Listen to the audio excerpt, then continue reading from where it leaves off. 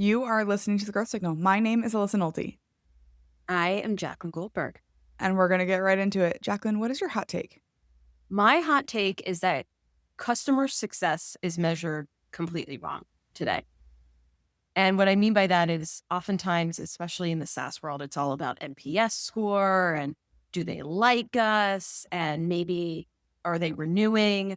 But less around like, are we actually adding value and how you measure adding value to the end customer? Because at the end of the day, if you're not aligned to continue to evolve, to align to executive priorities and how those are changing and they're changing so fast, then ultimately at the end of the day, you're at much higher risk in today's day and age of being cut.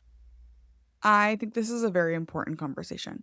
And I think part of it is that we as an industry have set up customer success to fail in some ways. And I'll be full disclosure, I'm on the sales side. Like, I have deep respect for those renewal people, but they are not like, that's not my world Mm. entirely.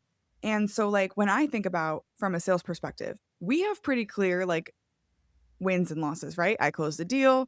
I didn't close a deal, right? Okay. Pretty crystal clear.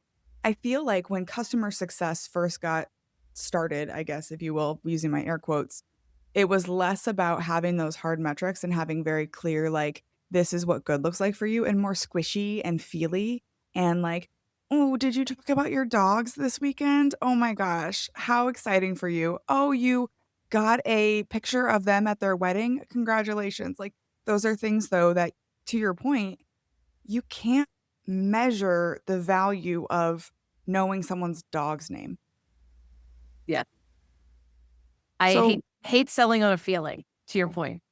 exactly, exactly. So how then do we start to evolve past, oh, they like us, oh, we're friends, they would never fire a friend, whereas we all know, like, spoiler alert, you do lose out on clients, even if they love you, if you're not bringing value to their business. So You need, how do we start to change this? yeah, it's hard because, it depends on what the product is, right? At the end of the day, what we sell here at Unframe is pretty horizontal. So what we're able to do with that is pretty powerful. So we're able to provide compounding value. So as I alluded to earlier, like if you try to know your customer better than they know themselves. So let's say your day to day is somebody that has potential influence and may not be a decision maker. How are we able to connect what we're doing on this project and how it may connect to the next project that ties to an executive commitment, right? And how do we continue to make them look good and help them tie the C-level priority to what they're doing in the day to day and grow that business over and over again for them? Like, how do we provide the value for them? So, as an example, if you are working with a customer and they're in their 10K, it says, which every company is saying right now, we need to grow without adding headcount.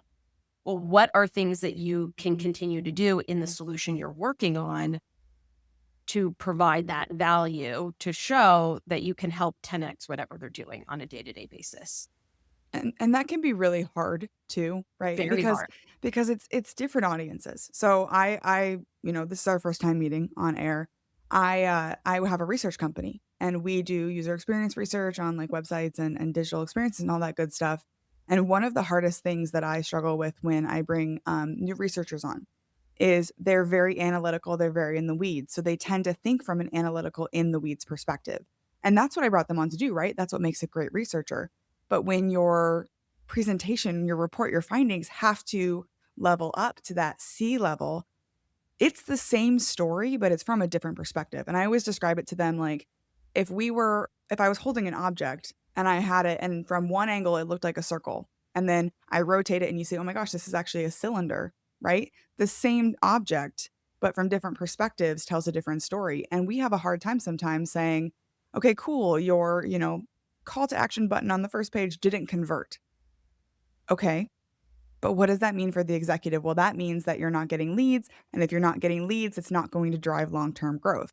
So, being able to tell that two-tier story can be really hard if you aren't constantly thinking about who needs to hear this story and why should they even care about what I have to say and how I connect it. It's really hard.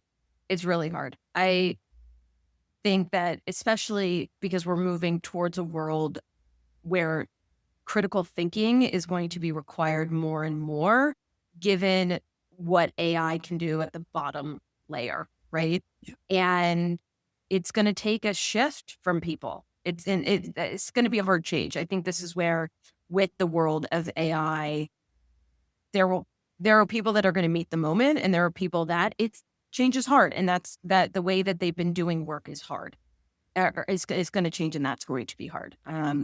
And yeah, critical thinking, I think, is the most underrated skill Yeah. to interview for. Like, it's very, very hard to interview for that. And I have such a hard time with that too because I couldn't agree with you more. I look around and I very much have like a get shit done kind of personality. So for me, like, oh, okay, I don't understand this. I'm gonna go figure it out. I'm gonna go dig in. I'm gonna dive into it. I'm gonna, use my resources. I'm gonna ask my chat GPT like, hey, I don't know how to do this data pivot. Help me, like walk me through it. Like I'm an idiot. And like I find that it does take though a certain level of one, recognition that you don't have to have all the answers, that there's tools available to you. And two, if your brain ever has the question of like, I wonder if there's a way, there probably is, and you just don't know it yet. So like going out and finding that path. But those are all things of like critical thinking. And if I found the magic interview question, or if anyone has it, if you're a listener and you have this magic question to screen for critical thinking, please tell us because that is, I think, the thing that's going to separate a employee who makes it out of the AI era and an employee who finds themselves irrelevant. You bring up an amazing thought track that I was having about myself, like pre-AI and during AI and, you know, post AI or whatever that future looks like. But as when I started in management well over a decade ago, and I remember like feeling fairly junior and like a little bit over my skis, and I was working for a startup. So I didn't have a lot of people that I could go to. And how do I learn? And so I would spend a lot of time on Google reading Harvard Business Review white papers and things along those lines to help me like, hey, to your point, I have this gap. Like, how do I learn this gap? And that's where I would spend a lot of my time. And to think about it today, I'm not the, I'm, I was told this week, I'm very entrepreneurial, like as a head of sales, which apparently is very unusual, but that's the only thing that I know is like, I'm a builder. So our ICP feels off. I'm going to go find a way to fix it. I'm not going to just rely on marketing. I'm going to work with marketing on fixing that as an example. And so I'm a builder, I'm an operator, I'm not the idea person at a startup, right? But what I love about the world of AI, to the point that you made, is that where I have gaps, I now have a sparring partner with AI. But with the critical thinking lens of like that all the LLMs are going to do is oftentimes spit back positive Yeah. reinforcement. And you have to be able to like see through that and be like, you're still wrong about this, and not just like rely on it. And that again is where the critical thinking continues to come in with that. And how do you harness that more? This is why I love podcasting because there are so many things that you said. And like I said, we were meeting for the first time. Like this is not, something that we had planned. I also joined a startup, didn't have anyone to teach me anything right out of college. And I think that that gave me a reflex to go figure it out because how else was it going to get done if it wasn't going to be me and if I wasn't going to figure it out. I also have in my custom instructions for all of my LLMs, you are my sparring partner. I will assume that you are wrong 90% of the time. So you better be sure and cite your sources.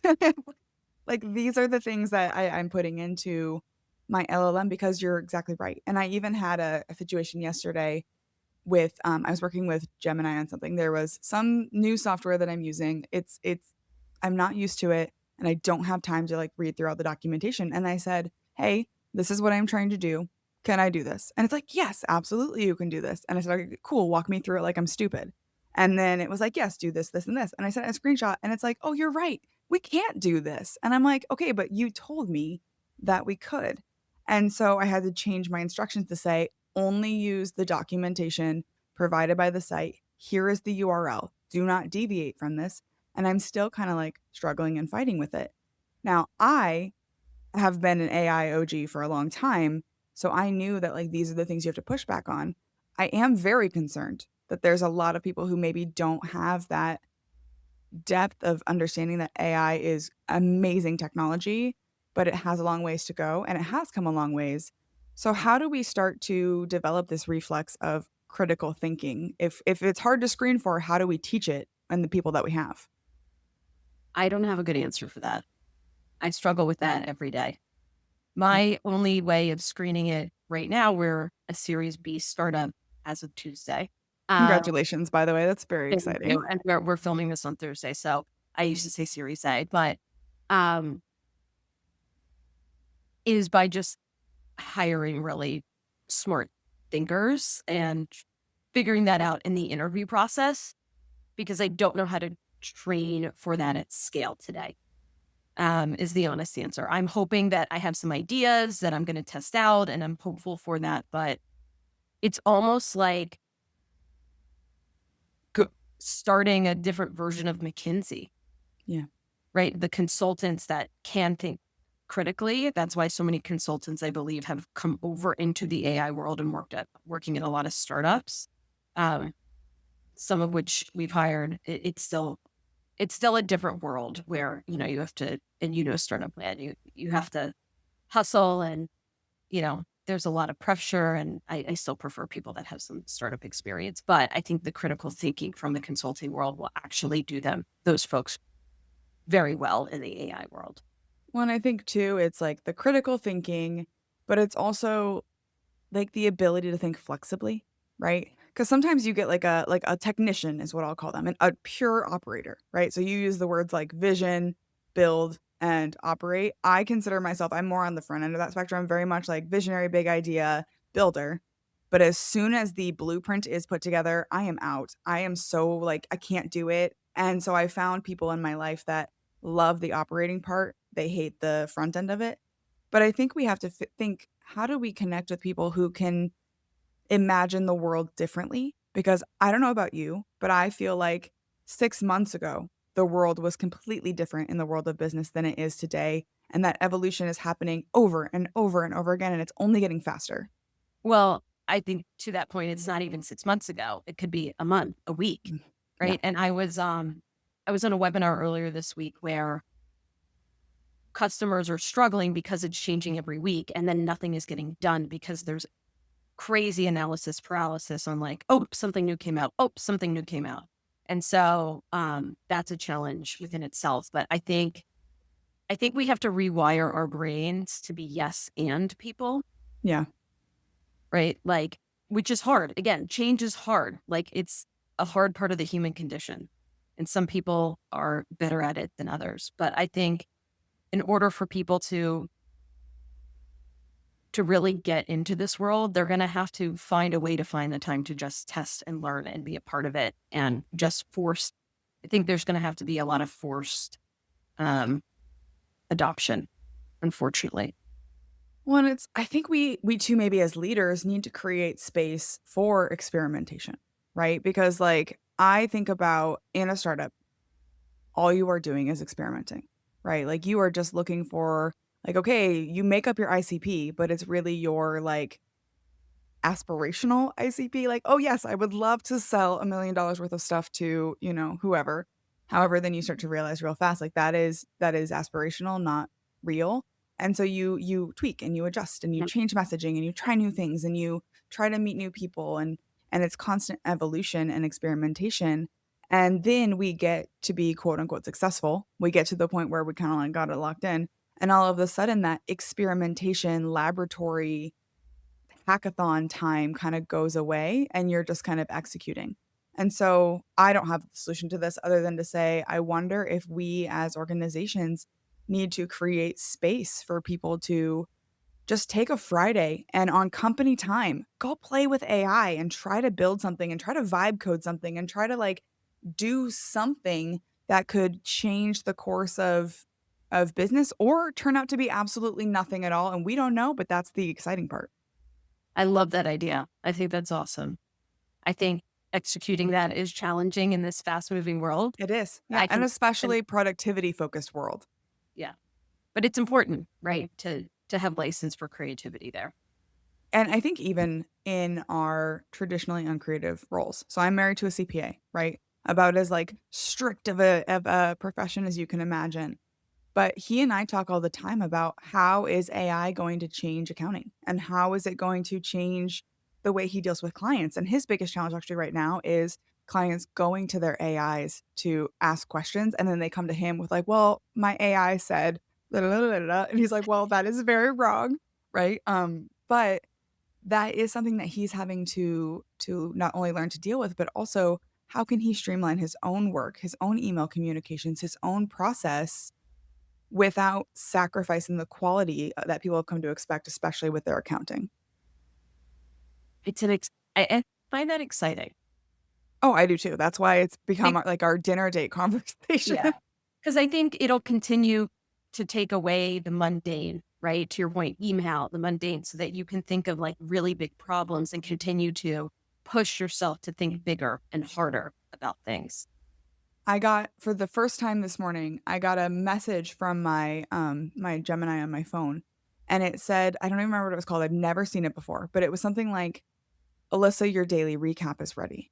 And to your point about, like, taking away the mundane, and it was kind of a collection of, like, 8 to 10 bullet points that it had pulled from different sources from across my emails, my text messages, my calendar events, and it's like, "Okay, these are the things that you need to do this week. Oh, you have to fill out this form. You have to RSVP to this event. You have to, buy these things because Liam has a swim meet this weekend, so you need more snacks for blah, blah, blah." And I've never seen it before, but it was really interesting to see all of these different things from across my data sources coming in to give me what I'm sure it was hopeful was a useful recap for my day. Now, some of it was right, some of it was wrong. Like there were things that I'm like, kind of, but not quite. Yes, I was Googling for this thing, but I don't really need it. I was just curious. So, with Unframe especially, this is kind of a little bit of your bread and butter, right? I just did some brief looking at your guys' website. So tell us more about like what does it mean to take away the mundane and how do we go horizontal across an organization that way? Yeah, so slightly different where Unframe comes in is we come in to help reimagine transformation within an organization. So the historical way of dealing with transformation is you go to a big consulting firm or a Palantir and you say, hey, like we want to change the day in the life of a CPA, right? We want to 10x the CPA. Mhm. And you map out this whole work stream and then you go build it. It takes a lot of time and a lot of money. And And nobody then it doesn't stick because it requires humans to say yes and buy in and adopt and keep it going after the consultant has left. exactly. So that was my next thing. But the biggest thing is adoption. And if you don't get adoption, it's dead on arrival, right? And you've now invested a lot of time and money. And like the readoption of it over and over and over again. Exactly. So where Unfriend comes in is we look at that big transformation problem and we say, how do we start with the first bite of the apple of that? So what is a very important part of the CPA's workflow that can have meaningful impact on their day to day that we can start with and to get that adoption?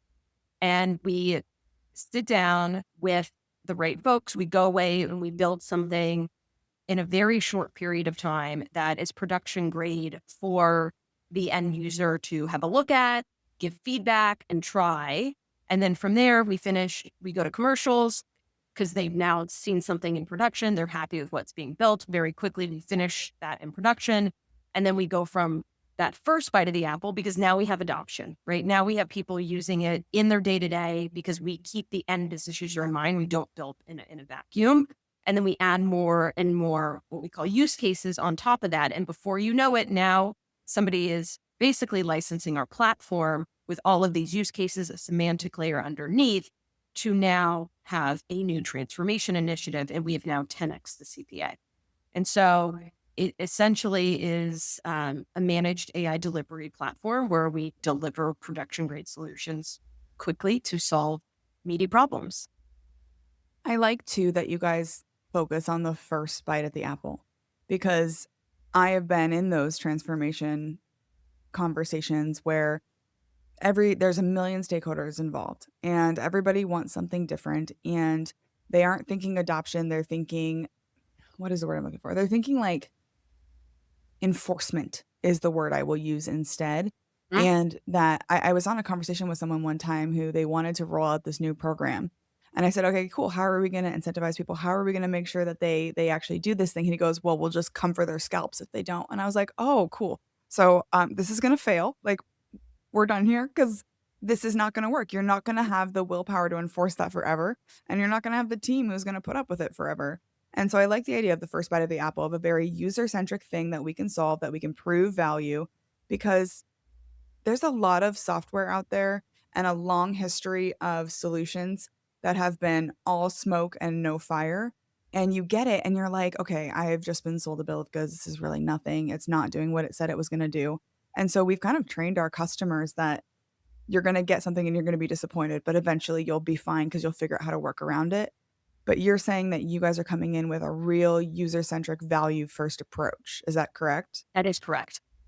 I love that. I think that's really important. And also, I can see a lot of companies finding value in, I'm not just pulling something off the shelf. I'm not trying to hire in expertise in house. Like, you're bringing in people who can take this thing that we're all being asked to do, which is implement AI and do it in a way that's actually going to be meaningful and not just shelfware. I think that's really exciting. I can Definitely. see why you got your Series B. Yeah. Yeah. And 100 million TCV in a year, which is really, really exciting. That is incredible. But of course, with your example, not a surprise. That makes total sense to me. Considering all the people that you know or aspire to know, who else do we need to be paying attention to? So I'm going to throw a little bit of a curveball at that answer, which is there was a very important person in my life that gave me a lot of I learned a lot from, right? He gave me a lot in life. Unfortunately, he passed away a little over a year ago, but he was the founder of that startup that I alluded to earlier. His name was Louis Gersh, and he just knew so much about so many different things. And I remember coming into the office every day and like I just learned something new, whether that be about politics or business, education, pop culture. Like he seemed to just know everything. And sometimes it didn't feel believable, but he was always right, that he knew so much. So I definitely, and I used to hear from him before he passed, like every other day with some new nugget, well past the time of us working together. So yeah. I love people like that. I always joke, like, my favorite thing is to trade random facts, trivia, or just like random little nuggets of things. Like that's 100% my love language. You can text me one of those any day and I'll be like, oh my God, that's so cool. And then I will go down a rabbit hole and kind of try to come back at you with the similar thing. You know So I what? love Our that. conversation's going so well today. I'm even with all the usage of AI, I still love Wikipedia and I can go Yeah. down a Wikipedia rabbit hole any day. So Oh my God. Yes. We love it. If someone is loving this conversation, they want to connect with you, they want to learn more, they want to learn more about Unframe or your story, where can they find you online? if they want to learn more about Unframe, please visit our website at unframe.ai. So UNFRAME.ai. If you would like to connect with me on LinkedIn, please feel free. It's my name, as you can see on the screen, hard to spell, but it's LinkedIn IN Jacquelyn Goldberg. And if So you're looking for me, you can also find me on LinkedIn. You can search Alyssa Nolte. If you find the notorious plant killer, you know you have found the right Alyssa Nolte. I also write on Substack under Alyssa Likes to Talk.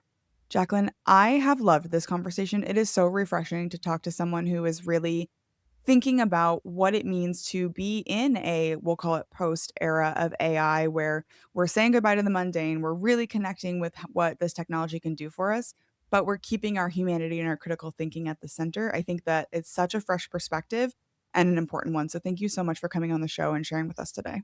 thank you for having me. This has been so fun. Thanks for listening to today's episode. There are millions of podcasts out there, and something like 70,000 new episodes are released every single day. It's not lost on me how lucky I am to have such an incredible community who show up and support this show. To be a guest or nominate someone who should join me on the pod, head to alyssanolte.com. And if you're looking for ad-free episodes, you can join me on Substack. I post all new episodes of my podcasts and share appearances on other people's shows, plus bonus content and updates on what I'm working on. Search Alyssa Likes to Talk or tap the link in the show notes.